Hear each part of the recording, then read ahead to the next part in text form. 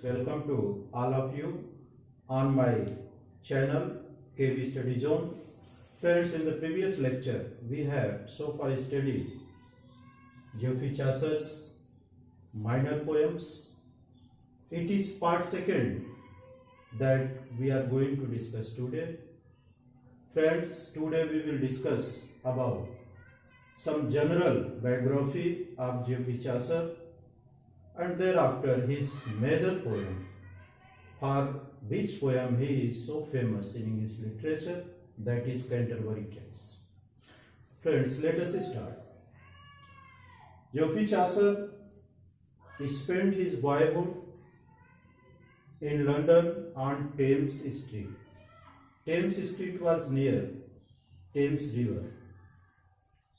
At 17 years, Chaucer was made page to the Princess Elizabeth. He married to Philippa Read, and he was deputed as Comptroller of Customs at the Port of London. He was deployed as Comptroller of Customs at the Port of London. And in 1386, he was elected Member of Parliament from Kent. Friends, Geoffrey Chaucer died in 1400 and was buried in Westminster Abbey with all government respect and honor. One thing that we should keep in our mind about Geoffrey Chaucer, that his whole writing career was in the reign of Edward III and Richard II.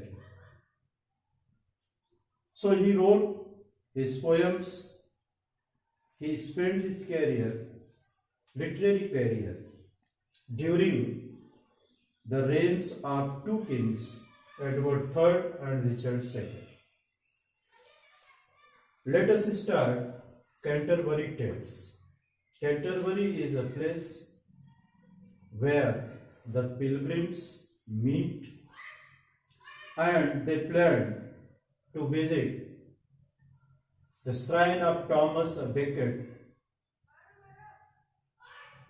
Tabard Inn was on Southwark, and it was the point of departure of pilgrims. The poet was included in the pilgrims. There were total 30 pilgrims, including the poet. 30 pilgrims included the poet, who visited the shrine of Thomas a Becket, that was in Canterbury. Poet actually planned 120 tales. It means there were 30 pilgrims and each pilgrim had to tell two tales, two stories going and two stories coming.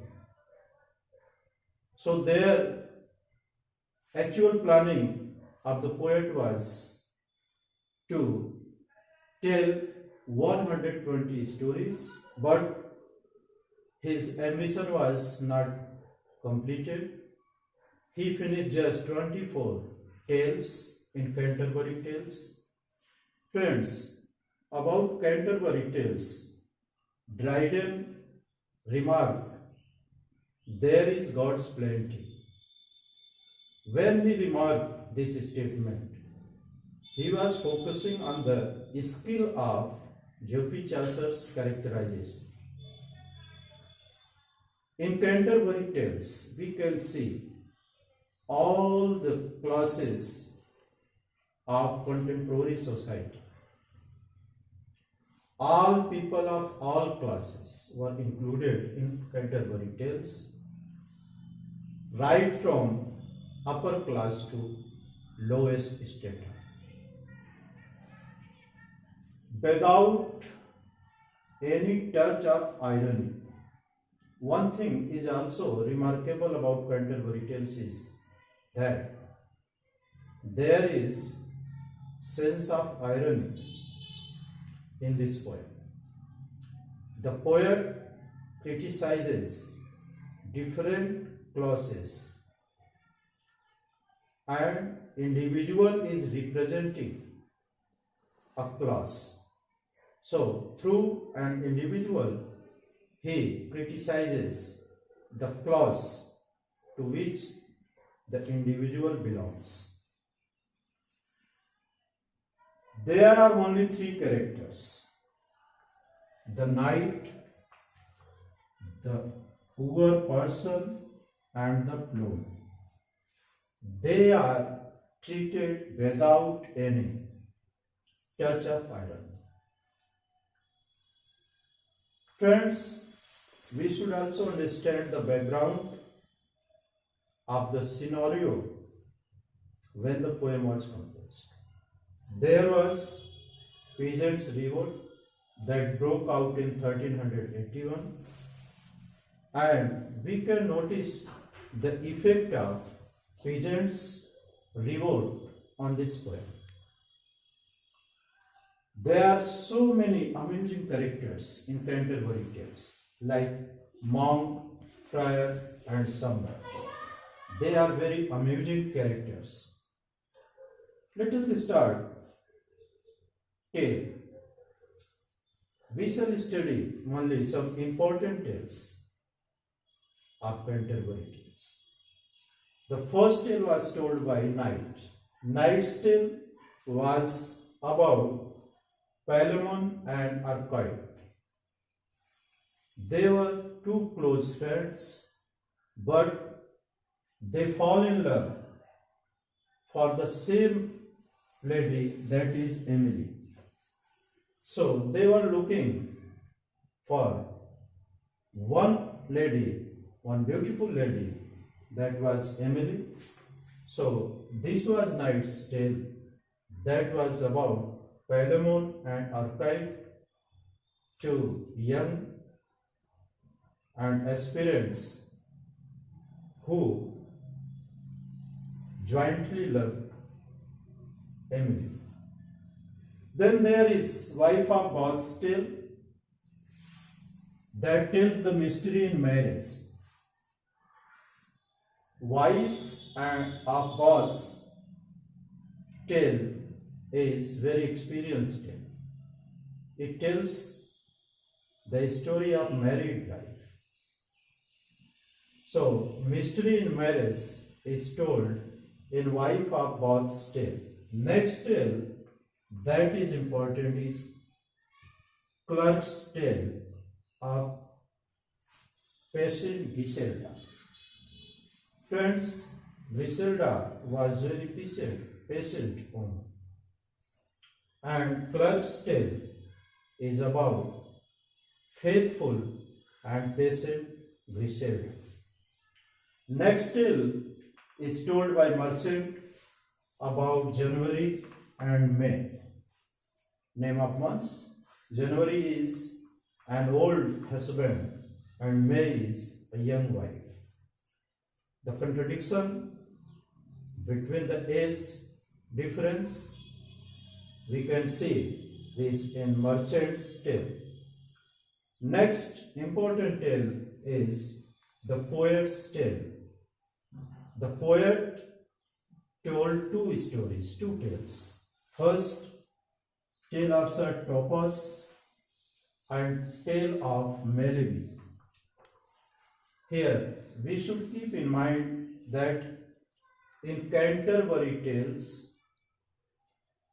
only two tales are in prose, that is Parson's tale and tale of Melville, that was told by the poet himself. Next tale is Nun's Priest tale, and it tells the story of Chanticleer and Petrilot. Friends, The most beautiful portrayal of character in Canterbury Tales can be seen in Podner. Podner represents moral hypocrisy. Podner represents the hypocrisy of society. And one thing more that we should keep in mind, that there is description of so many dishes of that society. One dish is told that is black manger. It was an elaborate cream dish. So today we have studied the second part of Geoffrey Chaucer, his biography and his major poem Canterbury Tales. Hope you enjoy this video and never forget to subscribe it. Just look below, there is subscription.